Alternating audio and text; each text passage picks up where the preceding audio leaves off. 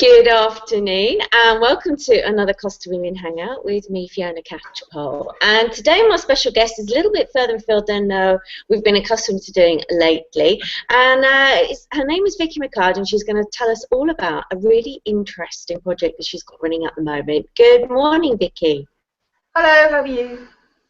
I'm good. Weather looking good over where you are. Tell everybody where you are. Yeah, I live in Mallorca. It's actually quite foggy today. My husband's in the office with me, looking out the window, feeling sad because he should be out taking pictures of houses, but he can't today. So it's not. Normally we'd have a beautiful day, but it's not that gorgeous. Well, we've got a good day at the moment, but I do believe we've got rain coming through the weekend here in Marbella, so maybe we're getting a tad of winter weather here in Spain finally. Let's try and skip past that.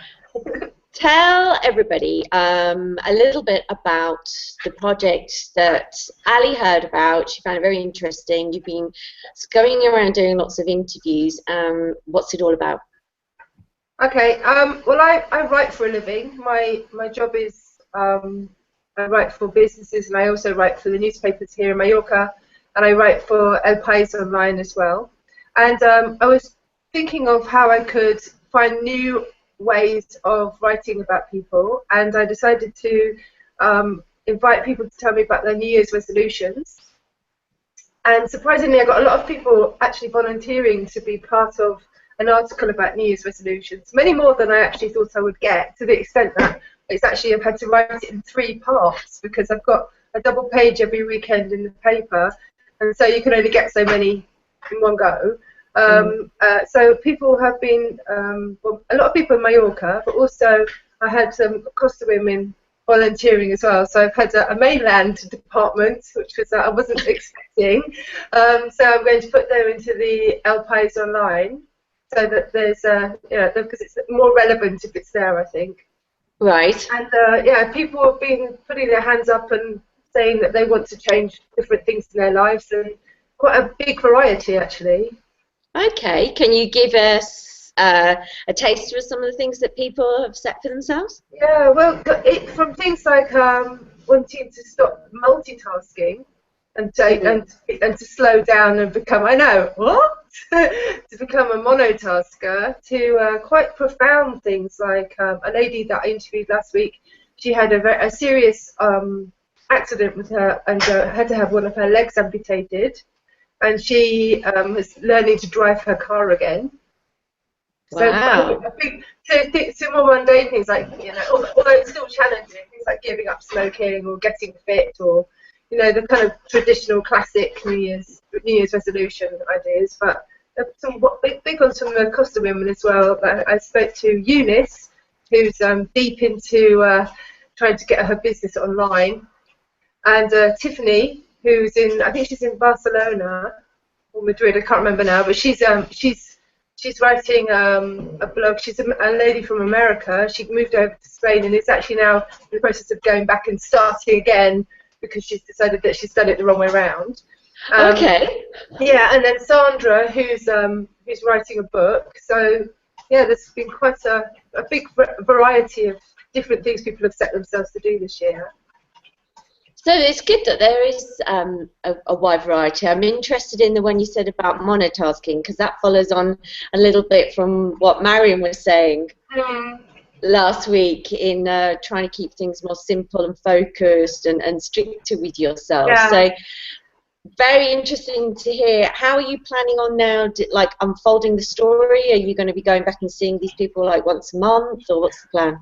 What I'm going to do, the people that here in Mallorca, it's easier for me to help them because obviously I've got more connections here, so I'm going to follow them up more regularly.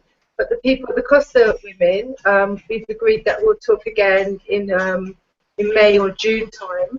But even so, being online with all 3 of them, that's been a way of encouraging them or giving them ideas, or even just clicking like on a Facebook page is supporting somebody sometimes, I think. But because you're following them up and it makes them feel, okay, well, she knows where I am, and she knows she's aware of my I think it's quite cool actually, because it's almost a way that combining online with offline, really, isn't it? You know, in the public declaration side of things these days is much easier to make it public or worldwide. You know, I am going to do this in 2015. With having the social media and online resources now, you can actually give people those little prompts, and it does make you feel special. I am a sucker for an at mention or a +1 or a tag. You know, I can't. I know it sounds very, very sad, but when Ronnie Vincent at a Hangout Helper +1'd me back, I was like, yay! It just shows that we're not getting enough love in our real lives. Yes. Tell hubby there's something seriously wrong with her. Okay, no, joking aside. But so it's really helping people focus, and then you're going to be writing about each of them, or what I've done so far is I've written like an overall article that summarises what they're doing, what each of these people is doing, and I've taken before pictures. So, like for example, there's a man who wants to start boxing again. He's 48. Yeah, you can imagine the kind of condition he's going to be in by the end of the year. He's either going to be totally ripped and really, really, really amazing, or he's going to have broken something. So we'll see how it goes. I like your optimism. And then there's the lady who's given up drinking, who I think will probably lose quite a lot of weight as well. So there is quite a lot of. I mean, there will be physical changes, I think, to them as well.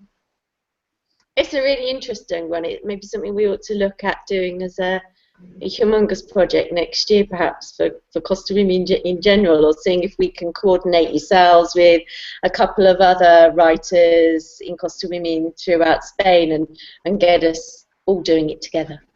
Maybe. I mean, it's. I think one of the things that I try to offer these people, like maybe life coaches or nutritionists or the variety of like practical help that I know about, but most of them are interested in doing it on their own, and they want to. They're kind of quite determined and independent. But I think that writing about them has certainly put some pressure on them to continue the project, their own project, because my project doesn't really. I'm interested if they fail or not, you know, or if they succeed or don't. I want to know why they fail or why they succeed. I'm not going to judge them. I just want to know the outcome of the process, sort of the psyche behind it, I guess. Now, you've talked a bit about some of the Costa Women that were involved, and you are a Costa Women. When did you start interacting with Costa Women? How did you hear about it, and how has it helped you in your business and lifestyle and stuff? Well, I'm kind of remote Costa Woman. I don't think I'll ever make it to any of your actual meetings, so Never say never. Come on now. That could be your 2015 resolution. Get off the island. I just booked my ticket to Barcelona, actually. So, how about we come to you? I reckon we should take Costa Women on tour. Go to Magaluf for the night. Yeah.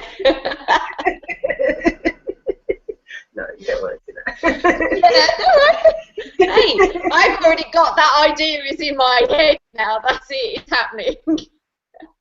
Well, okay, if you come into Magaluf, then I'll tell everybody to watch out for you lot. Oh, I tell you what, and I'll tell you who'll be the ringleader. It'll be Eunice O'Rourke. Mind my words, yes. That meek, mild lady that you've been talking to. No, she's got hidden talents. She can show you some dance moves you've never seen before, trust me. Oh, really? Which you didn't talk about dancing, but one of the things I would say about some of the people that I've interviewed is that the tip that they should take from me is get better photographs of themselves, because I mean I've been able to take pictures of people here in Mallorca because I'm directly in front of them, but some of the ladies that I've been talking to, they could really benefit from having some high resolution images taken of themselves that they can just ping off to somebody like me when I'm interviewing. I think that would be a really good project as well. Get a photographer to your next meeting. Okay, we have a couple of those, so we can, yeah, that's actually quite a good idea because quite often we maybe want different profile pictures for Facebook and stuff, and you have to rummage through your own family library. And we have had a couple of photographers at the different events, but we've never thought of actually sort of like lining up in a row perhaps and saying, right, let's all have Yeah. a nice Well, picture sort of thing. I think it's really worth it because some people really struggle, surprisingly. I mean, like, even though we've got a lot of access to cameras these days, it's still hard to get it in focus, to get it in a good resolution. A nice flattering picture of yourself is really important. Mm. And just before when we were just talking, I said about, do you have any top tips for in general for being a woman in business and things like that? For you, obviously being on the island, maybe it's slightly different, but being of English origin, I'm assuming, and then being living and working in Spain as such. I think one of the things in Mallorca is that even if you come from a big place, I came from London and moved to a really much smaller place.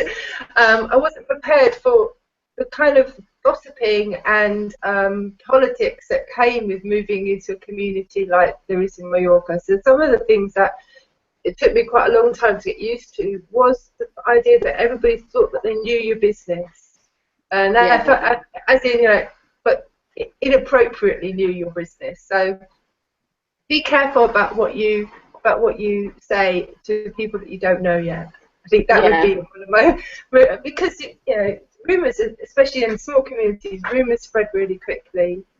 That was something that really bit me about a decade ago when I moved here. I mean, I'm much more in control of what I share online and what I say and how I project myself these days. But I was a bit green back then, so that would be one of my tips. Okay, that's really cool. So how long is the project's going to be going for over the next 12 months now? When do you expect to, are you going to have a next major milestone, and maybe we'll catch up with you at a later date and see how things are going? Well, from the Costa Women point of view, the next one will be when I catch up with them again in sort of halfway through the year. So in May or June time, I'll start to do that. But what I'll do is when I've put the article online, I'll send you the link so that you can share it with your clients. Yeah, sure. And what we like to do is anything that you're involved with at the moment, if you send me the links, we put them underneath the video so that everybody can follow up and find out more about you. All right, great. Okay, well, enjoy the rest of the day. I hope the weather stays good. Hope he can get out and take the pictures that he needs to do. And we look forward to catching up with you again very soon. Thanks for talking to me today, Vicki. Thank you, Fiona. Okay, bye-bye. Bye.